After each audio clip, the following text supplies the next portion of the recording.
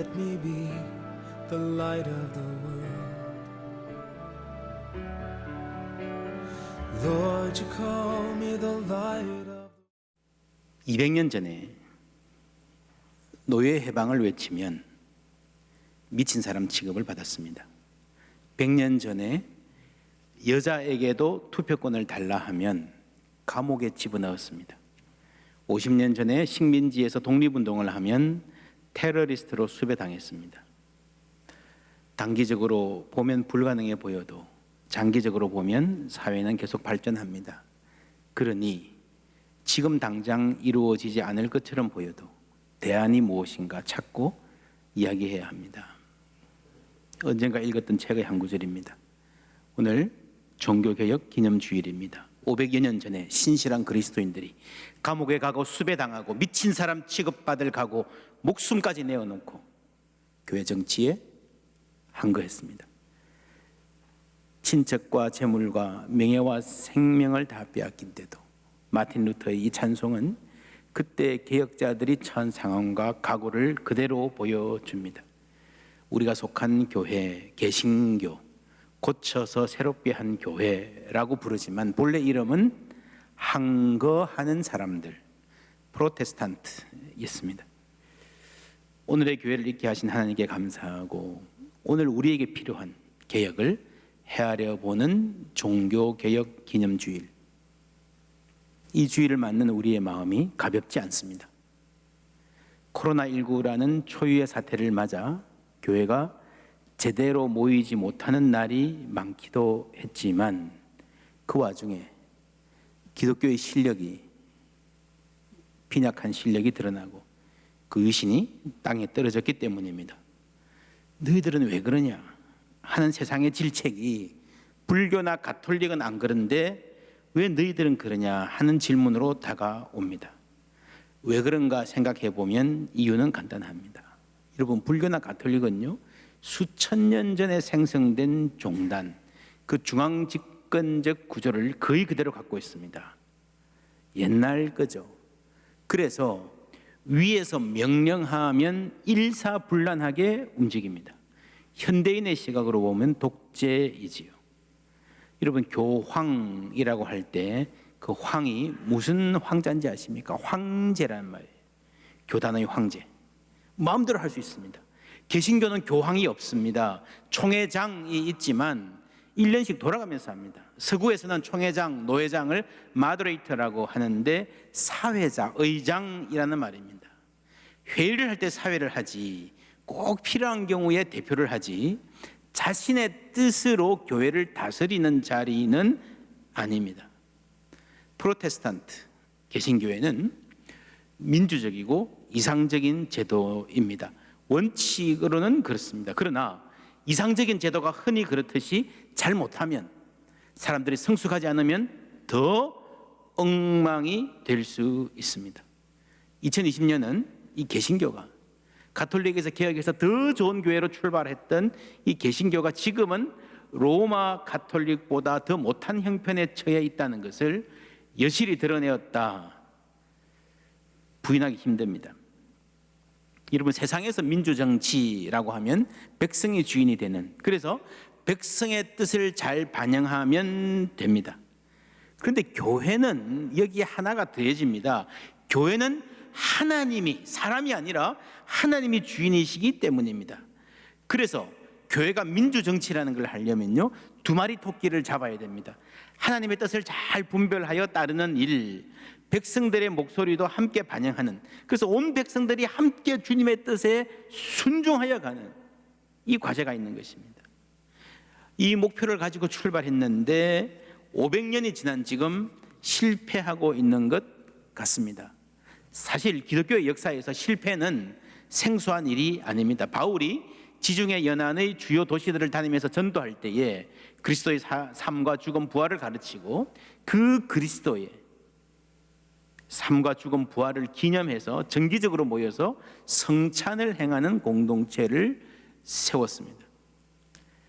당시 성찬은 모여서 함께 밥을 먹는 성찬이었습니다. 주님의 이름으로 식사를 하는 거죠. 고린도라는 도시에서 1년 6개월을 목회하고 성찬을 늘 인도하면서 그리고 떠났는데 후에 그 교회의 소식이 들려옵니다.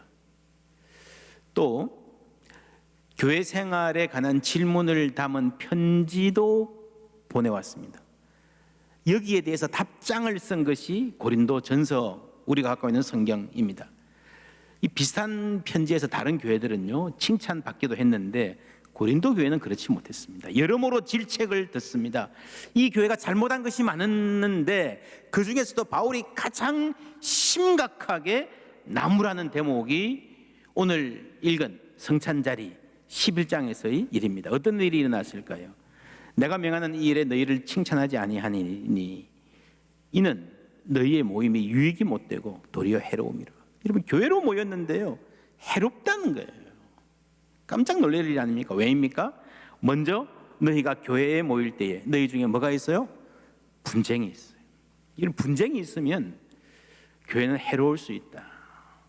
충격적인 말입니다.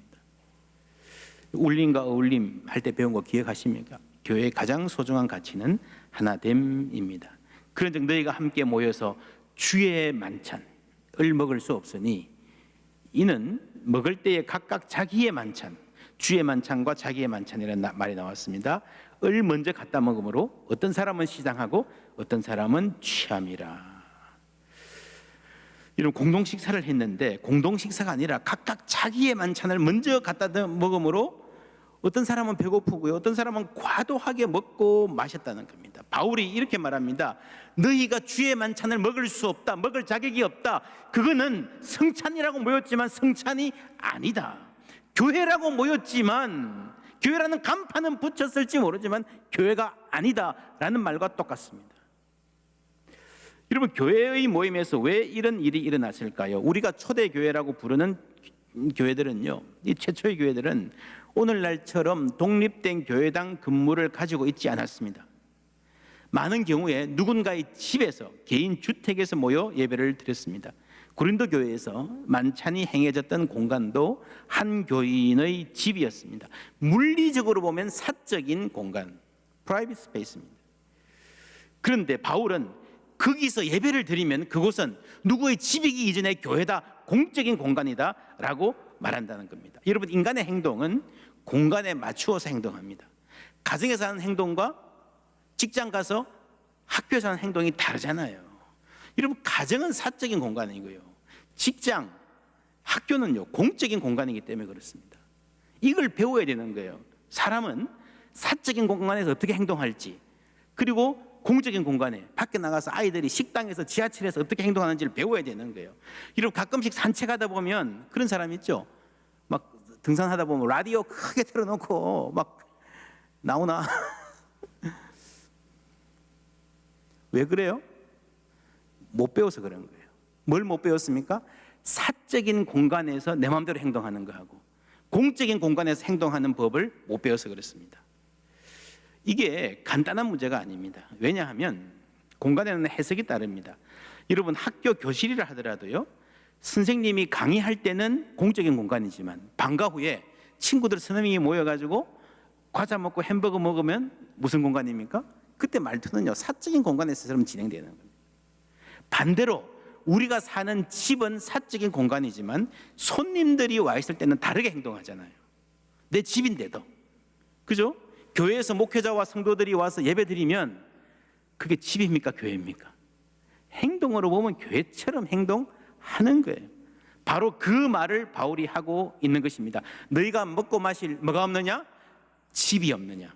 하나님의 교회를 업신여기고 빈궁한 자들을 부끄럽게 하느냐? 물리적으로는 이게 집이지만 집에서처럼 행동하면 안 된다는 거예요. 여러분 자기 집처럼 행동한다는 말이 무슨 말이겠습니까? 이때는 대부분의 사람들이 배고프던 시절이었습니다.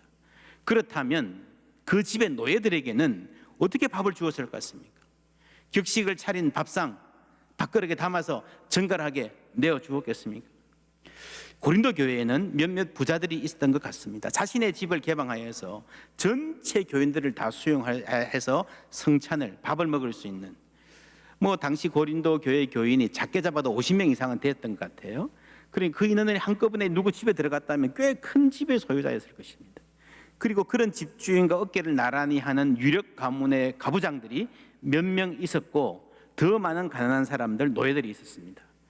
여러분, 자유인인 사람들이라더라도요, 많은 사람들은 사실은 부잣집 노예들보다 더 고달프고 배고픈 사람들이 많았습니다. 이런 사회에서 집에서 모임을 하면은 그 집주인이 자기 마음대로 할 수 있어요. 그러나 교회로 모일 때는 다릅니다. 18절에 먼저 너희가 교회에 모일 때에 너희 중에 분쟁이 있다 함을 듣고 했는데, 이 교회에 모일 때 이 말은 약간 잘못된 번역입니다. 여러분, 대부분의 영어 성경들은요, gather at church라고 하지 않고 gather as church라고 합니다. at church는 교회에 모이는 거죠. 여러분, 교회에 모인다는 말은요, 교회라는 건물이 있고 거기 들어가면 교회가 되는 거죠. 거기 들어가면 예배가 된다고 생각하는 겁니다. 그런데 교회로 모인다, gather as church라는 말은요, 장소가 중심이 아니에요. 어디나 교회가 될 수 있습니다. 가정주택이든 사무실이든 창고든 야외든 교회로 모일 수 있는 겁니다. 차이가 크죠? 교회에 모이는 것과. 여러분, 예배당에 들어오면 무조건 예배가 되는 게 아니고요, 교회로 모일 수 있어야 된다는 거죠. 여기서 교회를 교회답게 만드는 것이 무엇인가라는 심각한 질문이 발생합니다. 여러분, 이 건물이 교회면 건물에만 오면 우리가 교회가 되는 거잖아요. 근데 어디서든 교회가 될 수 있다 그럴 때, 그러면 교회를 교회답게 만드는 것은 무엇인가 물어봐야 된다는 거죠. 여러분, 우리가 교회로 모이면요, 교회답게 행동해야 된다는 겁니다. 자신의 집에서야 노예를 함부로 부리고 남은 음식 주고 없으면 굶기고 할 수 있습니다. 물론 이것도 그리스도인이 되면 안 하면 좋겠지만 원칙적으로 자기 관할입니다. 그러나 교회로 모일 때는 달라져야 된다는 거예요. 왜냐하면 교회에서는 모두가 형제 자매이기 때문입니다. 모든 사람들이 하나님 앞에서 천하보다 귀한 존재들이기 때문입니다. 그래서 교회 안에서는요, 모두가 똑같이 존귀하게 여김을 받아야 됩니다.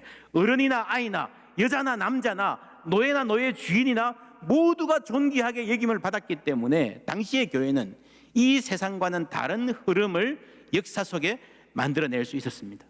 제자들의 발을 무릎 꿇고 씻기신 예수님의 그 파격적인 섬김과 겸손을 실천하면서 하나됨을 만들어내는, 저 사람들은 다르다, 그런 공동체였습니다. 너희는 유대인이나 헬라인이나 종이나 자유인이나 남자나 여자나 다 그리스도 예수 안에서 하나님 나라 안에서 뭐라고요?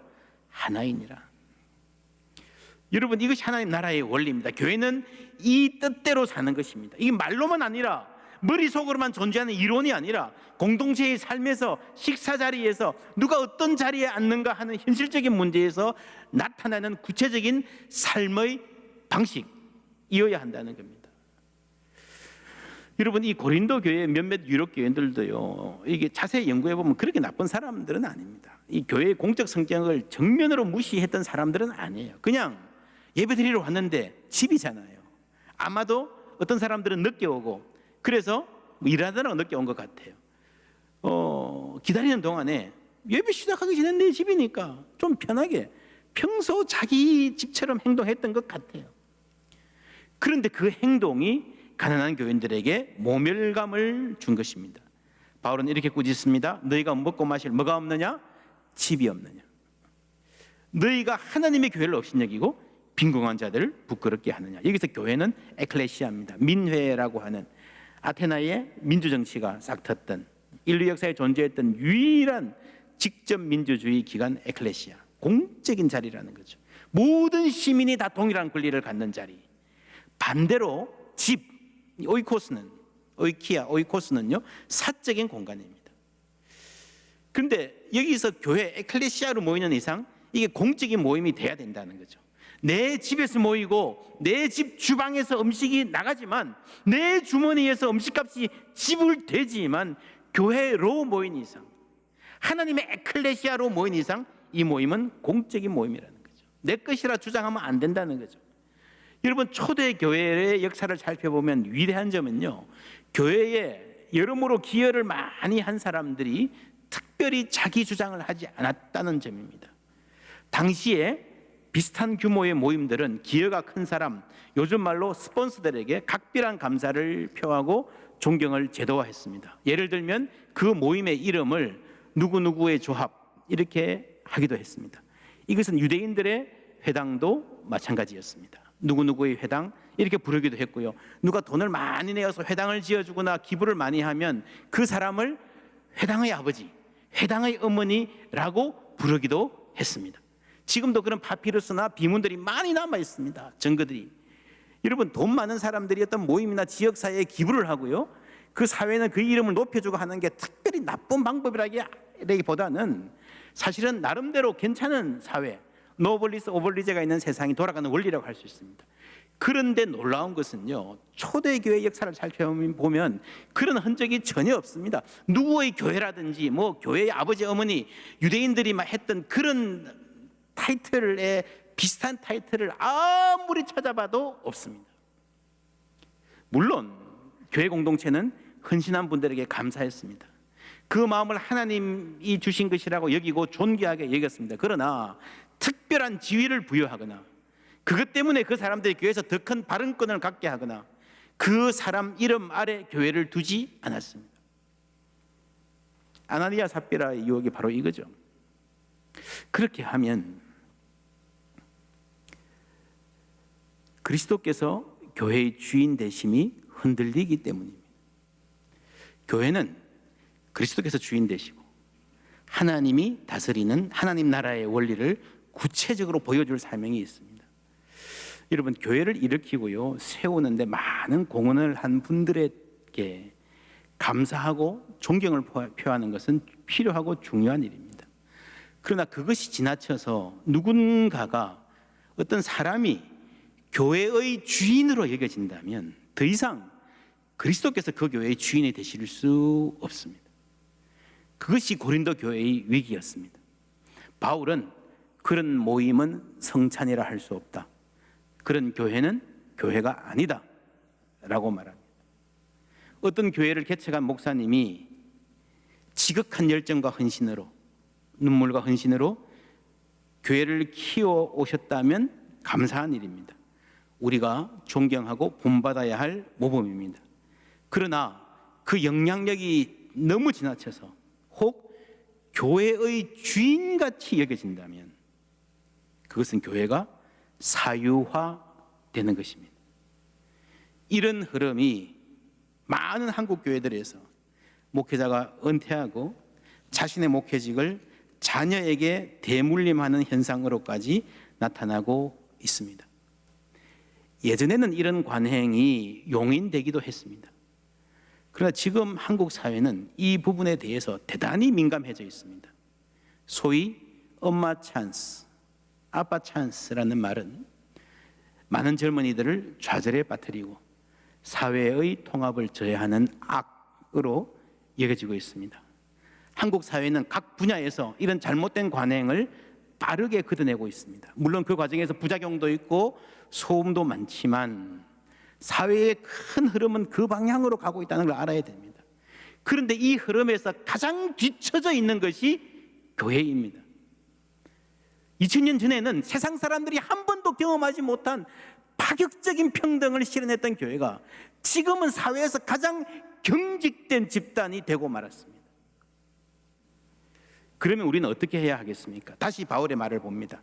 그런즉 너희가 함께 모여서 주의 만찬을 먹을 수 없나니 이는 먹을 때에 각각 자기의 만찬을 먼저 갖다 먹음으로. 자기의 만찬, 개인적인 식사입니다. 개인의 만찬, 프라이빗 밀이에요. 이것의 반대가 세상에서는요, 공적인 만찬입니다. 자기의 만찬이 아니라, 개인의 만찬이 아니라, 사적 만찬이 아니라 공적 만찬이다 해야 되는 그 자리에 바울은 다른 말을 갖다 놓습니다. 뭡니까? 주의 만찬이라는 거예요. 그래서 사적이냐 공적이냐 하는 이념적 대립이 아니라 모든 것이 주님의 것이다. 이 교회가 주님의 것이고 우리가 모이는 이유가 주님을 위한 것이다 라고 하는 그 고백에 교회가 맞추어져야 된다는 거예요. 여러분, 자기의 만찬, 만찬의 사유화, 교회의 사유화를 막을 수 있는 길은 교회가 온전히 주님의 것이라는 고백에 있습니다. 우리 교회의 주인이 주님이심을 고백할 때에 우리는 공교회로서의 온전성을 지켜낼 수 있습니다. 고린도 교회 성찬 문제 해결을 위한 바울의 권면은 단순하고 명확합니다. 이 성찬의 자리에 주님이 친히 임재하신다는 사실을 알아야 된다는 겁니다. 23절, 24절 다 같이 읽습니다. 내가 너희에게 전한 것은 주께 받은 것이니 곧 주 예수께서 잡히시던 밤에 떡을 가지사 축사하시고 떼어 이르시되 이것은 너희를 위하는 내 몸이니 이것을 행하여 나를 기념하라 하시고. 세세하게 어떤 규정을 명하기보다 바울은 처음 성찬의 이야기를 그대로 전합니다. 이것이 해결책입니다. 주님의 임재. 이런 맨 처음 교회에서 성찬을 집례하던 사람들이 누구였을까요? 예수님 성찬하시고 나서 처음 모인 교회들에서 누가 앞에 서서 오늘날 포항제일교회에서 박유고 목사가 하는 것처럼 앞에 서서 성찬을 집례하던 처음 집례자들이 누구였을까요? 사도들이 모였을 때 베드로, 그렇죠? 또 교회가 퍼져나갔을 때 그 12사도들 이 성찬을 집례했을 거예요. 여러분, 그 사도들에게 주께서 잡히시던 밤, 그 밤은 부끄러운 기억이 있는 밤이었습니다. 주께서 잡히시던 밤에라는 이 말은요, 주 예수께서 배신당하시던 밤에라는 의미도 됩니다. 우리가 주님을 배신했을 때 누가 예수를 배반했습니까? 우리입니다. 제자라고 따라다니던 우리, 주를 위해 죽겠다고 큰 소리 치던 우리가 주님을 배반했습니다. 그 가슴 아픈 실패의 밤, 초대교회는 모일 때마다 그날을 되새겼습니다. 여러분, 교회는 어떤 내가 잘나서, 내가 열심히 있어서, 내가 뭘 할 수 있어서 시작되는 게 아닙니다. 우리가 왜 교회에 왔습니까? 왜 하나님을 찾습니까? 내가 안 되니까 찾는 거예요. 여러분, 교회는 언제나 인간의 실패에서 시작합니다. 그러나 인간의 실패가 실패로 끝나지 않고 그 지점에서 하나님의 사랑이, 하나님의 승리가 분명하게 계시되었습니다. 교회에 모인다가 아니라 교회로 모인다가 맞습니다. 우리가 교회인 것은 이 건물이 특별하기 때문이 아니라, 우리가 어떤 대단한 자격을 갖추고 있기 때문이 아니라 하나님께서 우리를 이 자리에 부르셨기 때문인 줄 믿습니다. 그리고 우리가 모일 때에 그리스도께서 이 자리에 임재하시기 때문입니다. 그리스도 임재가 없으면 교회가 될 수가 없습니다. 교회가 되는 것은 우리가 그리스도께서 친히 이 자리에 계심을 알고 그 음성에 순종할 때 가능합니다. 예배는 이 교회의 주인이 하나님이십니다. 이 역사의 주인도 하나님이십니다. 내 인생의 주인도 하나님이십니다라는 고백입니다. 우리가 참 예배자 되기를 원합니다. 이 고백대로 예배하고 예배한 대로 사는 것이 개혁입니다. 주께서 우리를 불쌍히 여기셔서 우리가 모일 때마다 하나님께서 우리의 주인이시고 우리 이 예배 가운데에 그리스도께서 임재하심을 알게 되는 은혜가 있기를 바랍니다. 그럴 때에 우리가 세상 살아가면서 주님께서 보여주신 의의 길, 옳은 길을 따르는 성도 될 수 있을 것입니다. 그럴 때에 우리 교회는 참 생명의 길을 세상에 보여줄 수 있는 교회.